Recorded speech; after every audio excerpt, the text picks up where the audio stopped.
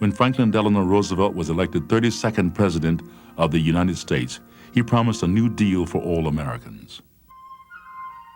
The electrification of rural America was on his list. Without the Rural Electric Administration, half the country might still be turning on the power like this.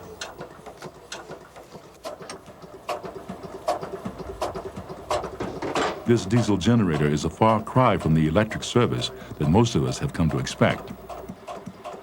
As you can see, it's a bother. It's a kind of a headache in a way. It's done a job, but it's expensive.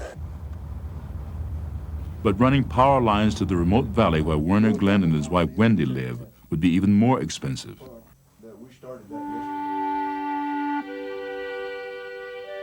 In the 1930s, 3 out of every 5 Americans were still living in the dark. Lacking electricity, rural families couldn't use the technological innovations of the 20th century. They had no chance to use Edison's incandescent bulb. Farm women still cooked over wood stoves. They pumped and carried water by hand. They washed clothes in large black pots and ironed them with flat irons. The women called them sad irons, 6 or 7 pounds of solid iron that had to be heated on a wood stove. By noon, she might have blister atop blister on her hand. Private power companies thought that running power to rural parts of the country could not be profitable. Farmers knew that if they pooled their resources, they could provide electricity for themselves. The effort involved a unique arrangement between the U.S. government and hundreds of rural electric cooperatives. There are no private investors, no profit making. You don't risk any cash yourself except a small membership fee. You get power at cost. When the loan from the government to your cooperative is paid back through your electric bills, you and your neighbors will own your own electric system, your own lines. Taking electricity to farms and towns was one of the most successful organizing campaigns in the history of the country. The sign-up teams found it better to have farm women present when they talked about the benefits of electricity because it made such a difference in their lives.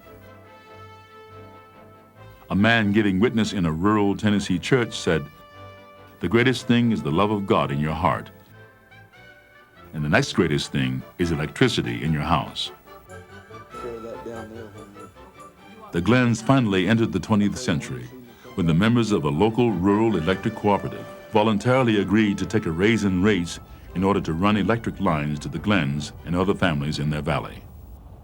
It's really nice to be able to use the appliances that we've gotten for wedding gifts that we've had stored away for 30 or 31 years. And it's amazing the things that we have taken for granted that we can't do. Our clocks never ran right. They never kept good time. And my dishwasher wouldn't work if something else was on. The overloads would kick off and I'd come in the morning and the dishes wouldn't be clean. It's just a totally new way of life for us here.